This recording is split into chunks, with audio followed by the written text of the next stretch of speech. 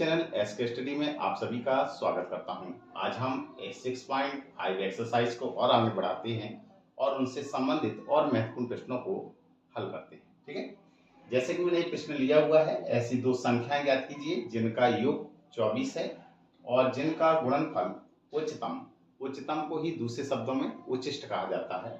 इसी प्रकार से निम्नतम को दूसरे शब्दों में निम्निष्ट कहा जाता है। ठीक है, उच्चिष्ट और निम्निष्ट, ठीक है, उच्चिष्ट और निम्निष्ट सिद्ध करने के लिए क्या होती है वर्किंग रूल। तो जो आपने द्वितीय अवकलज विधि सीखी हुई है उसी विधि को हल्का सा और आगे बढ़ाते हैं और हम देखते हैं कि उच्चिष्ट और निम्निष्ट हम कैसे सिद्ध करते हैं। पूर्ण रूप से वही द्वितीय अवकलज विधि ही उच्चिष्ट और निम्निष्ट ज्ञात करने की विधि है। देखिए, तो वर्किंग रूल क्या है इसकी, सवाल लगाने का तरीका क्या है कि सबसे पहले तो जो फंक्शन दिया जाए उसको आपको fx माने। जो फलन दिया हो उसे क्या मानना है, fx मानना। ठीक है, फिर क्या करना है, fx मानने के बाद हमें f' ज्ञात करना है। f' ज्ञात करने के बाद तृतीय स्टेप है उच्चिष्ट या निम्निष्ट होने के लिए एक पूरा टू कॉपी यही है कि क्रांतिक बिंदुओं के लिए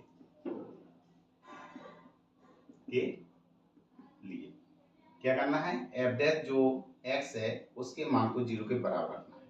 मान लिया कि यहां तक जो क्रांतिक बिंदु मिले हुए हैं x बराबर वो C1, C2, C3 dot dot मिले हुए। क्लियर। अब इसके आगे हमें हल कैसे करना है, इसके आगे हल करने के लिए अगला स्टेप हमें क्या करना है कि इसी f' को आगे बढ़ाएंगे और डबल डैश x निकालेंगे, द्वितीय अवकलज ज्ञात करेंगे। द्वितीय अवकलज ज्ञात किया, द्वितीय अवकलज ज्ञात करने के बाद हम बारी बारी से जो क्रांति के बिंदु आए हुए हैं इन्हीं मानों को यहाँ पे रखेंगे। ठीक है, C2 और A C3 मान लीजिए मान निकाला हुआ है। माना कि इसमें जब मान रखा हमने और ये चिन्ह प्लस का आ गया, अगर प्लस का चिन्ह आया है तो हमें कहना है कि कैसा है, निम्निष्ट। ठीक है, और जब हमें फलन का मान निकालना होता है तो निम्निष्ट फलन कैसे निकालेंगे, जिस बिंदु पर ये निम्निष्ट हुआ है उसी बिंदु को दिए गए फलन fx में रख देंगे तो हमारा निम्निष्ट फलन निकल के आ जाएगा। वही निम्निष्ट ही निम्नतम है। ठीक है, इसी प्रकार से अगर हमने इसमें मान रखा और मान लीजिए सपोज डेट उसका आंसर 0 के बराबर आ गया तो हम कहेंगे कि ये कैसा है, उच्चिष्ट है। ठीक है, तो ये जो बिंदु C2 है वो उच्चिष्ट बिंदु है और उच्चिष्ट फलन ज्ञात करने के लिए इस C2 बिंदु को दिए गए फलन fx में रख देंगे, x के स्थान पे हमारा उच्चिष्ट मान आ जाएगा। ठीक है, इसी प्रकार से जैसे हमने C3 का मान रखा और सपोज दैट मान लिया कि उसका आंसर 0 के बराबर आ गया, जब 0 आ जाए तब हमें कहना है कि यह है फलन नति परिवर्तन का बिंदु, नति परिवर्तन का बिंदु है। अर्थात इसी को हम कहते हैं ना तो उच्चिष्ट है और ना ही निम्निष्ट है। तो अभी हमारा यहां फैसला नहीं हुआ है, अब इस प्रश्न को हमें आगे बढ़ाना पड़ेगा। जब हम इस प्रश्न को आगे बढ़ाएंगे तो जो हमारा f'(x) आया हुआ है इसी को हम आगे बढ़ाएंगे और 53' ज्ञात करेंगे। ठीक है, जब 53' निकाला फिर हम यही क्रांतिक बिंदु जो C1, C2, C3 आए हुए हैं इन्हीं मानों को दोबारा से फिर रखेंगे।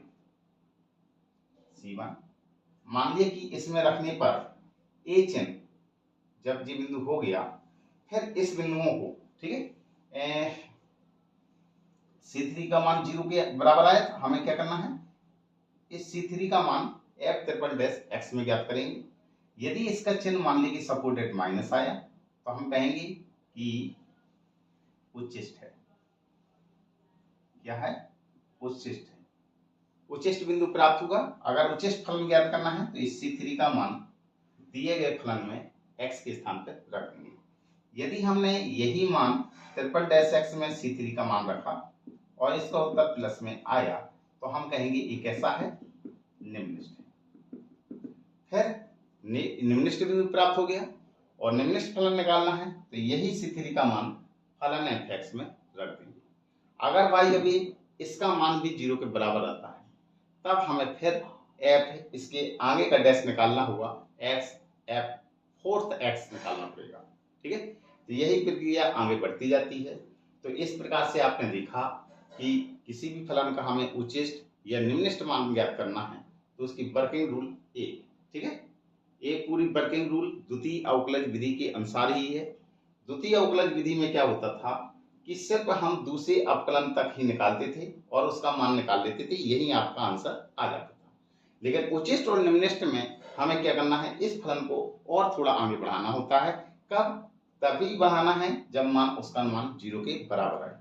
अगर 0 नहीं आता है तब हमें आगे बढ़ाने की जरूरत नहीं। जिस बिंदु पे 0 आएगा उसी फलन को हमें आगे बढ़ाना है। ठीक है, तो इतना उतार लीजिए आप लोग। इससे संबंधित आप प्रश्नों को कैसे हल करते हैं आइए देखते हैं।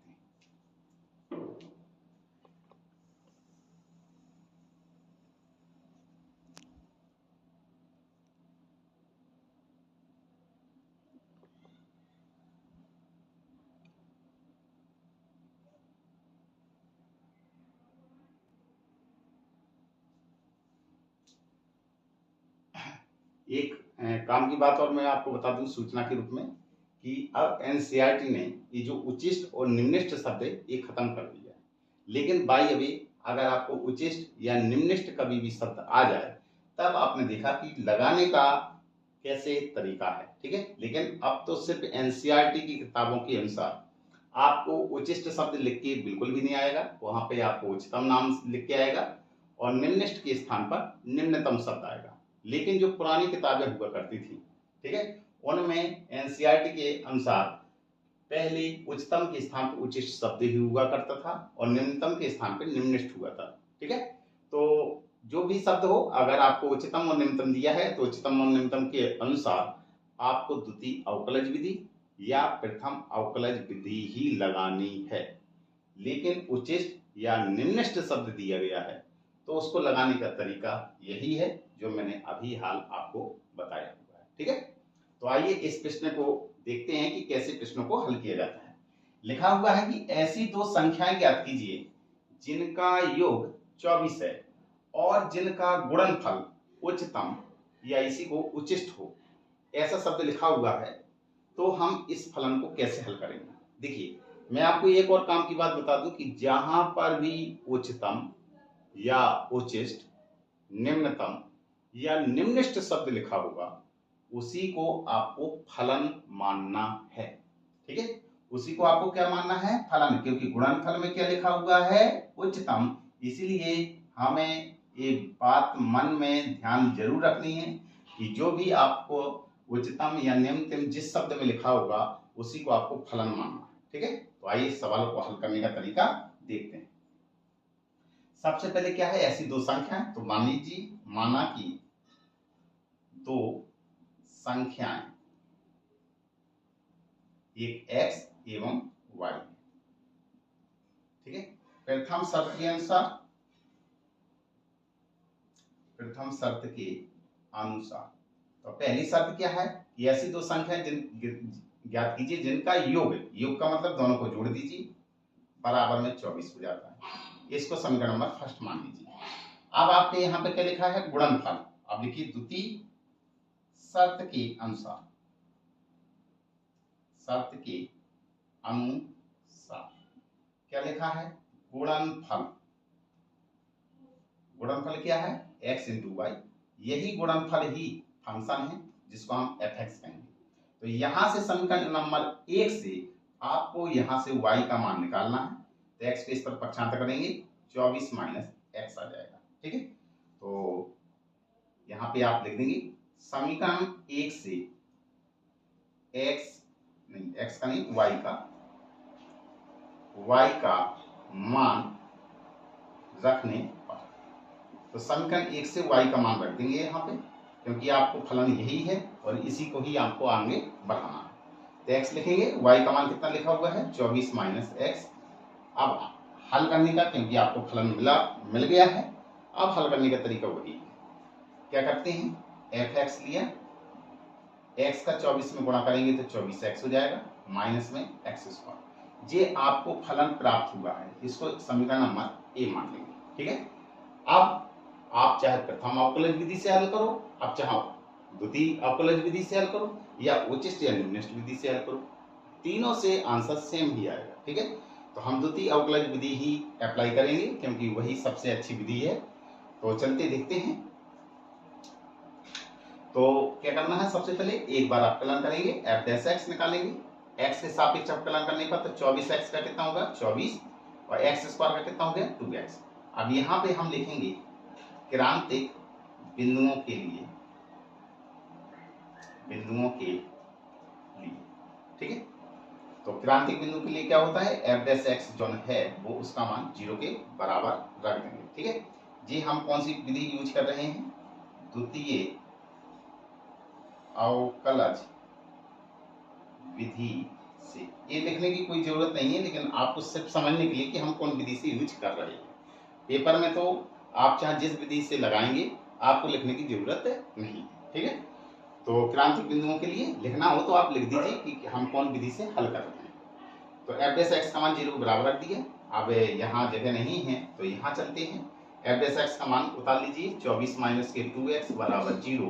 तो 24 इक्वल टू 2x, x का मान निकालेंगे 24/2, कितना आ गया 12। तो x का मान कितना आ गया 12। अब क्या करना है, हमें उच्चतम या न्यूनतम निकालना है। तो निकालने के लिए हमें क्या करना पड़ेगा, एफ डबल डैश एक्स निकालना पड़ेगा। तो निकालिए, तो एफ डैश एक्स का पुनः अवकलन हम करेंगे। अब तो एफ डैश एक्स का हम यहाँ पे क्या करना है, पुनः अवकलन करने वाले। ठीक है, तो पुनः अवकलन कर दीजिए।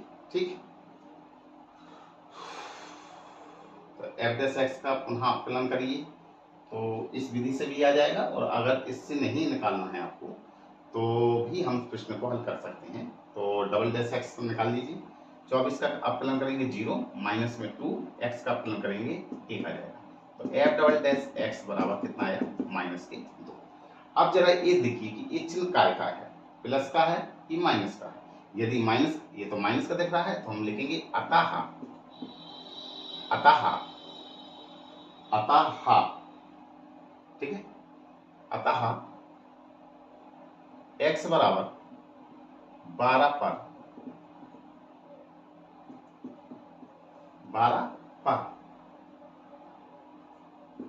कैसा है, निम्नलिखित, इसी को कहते हैं, अरे माइनस का चिन्ह आया है तो उच्चतम,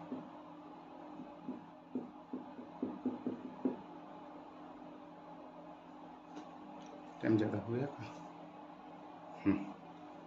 इतने पर उच्चतम है। अब आपको उच्चतम फलन निकालना है, तो उच्चतम फलन हम कैसे निकाल सकते हैं, तो उच्चतम मान के लिए जो फलन f(x) दिया गया है उसको उतार लेंगे। फलन f(x) कितना दिया गया था 24x माइनस में x स्क्वायर। तो f(x), अब इसमें add of the point, x के स्थान पर कितना मान रखना है आपको, किस मान पे चेक करना है, x बराबर 12 पर। तो यहाँ पे 12 रख देंगे। तो 24 इंटू 12 माइनस 12 का होल स्क्वायर, 12 का गुणा करेंगे बच चुका 48, हंस लगा 4, बल 24, 24 और 4 कितना होगा 24 और 4 26, नहीं 28, माइनस 144 आ जाएगा। हल कर लीजिए, 8 में 4 गया 4, 8 में 4 गया 4, 1, यही आंसर है। तो उच्चतम मान भी आपने निकाल लिया, लेकिन आपको तो सिर्फ क्या करना था, फलन को उच्चतम दिखाना था। तो फलन आपका उच्चतम हो ही गया था। अब आपको सिर्फ क्या है, संख्या ज्ञात करना है। अतः दो संख्याएं, तो एक पहली आपने x मानी हुई थी, तो x का मान कितना निकल के आया था 12, और y दूसरी संख्या है, दूसरी संख्या 24 माइनस की x है, और x के स्थान कितना है 12, तो कितना आ गया, ये आंसर है। तो ये दो संख्या निकल गई जिसके लिए फलन क्या था, उच्चतम था।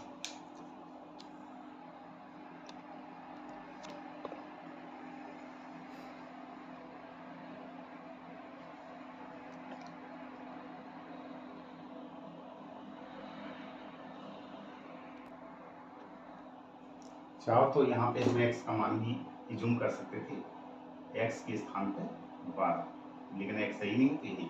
यदि मेरा ये वीडियो पसंद आया हो तो इसको लाइक कीजिए, शेयर कीजिए, सब्सक्राइब कीजिए।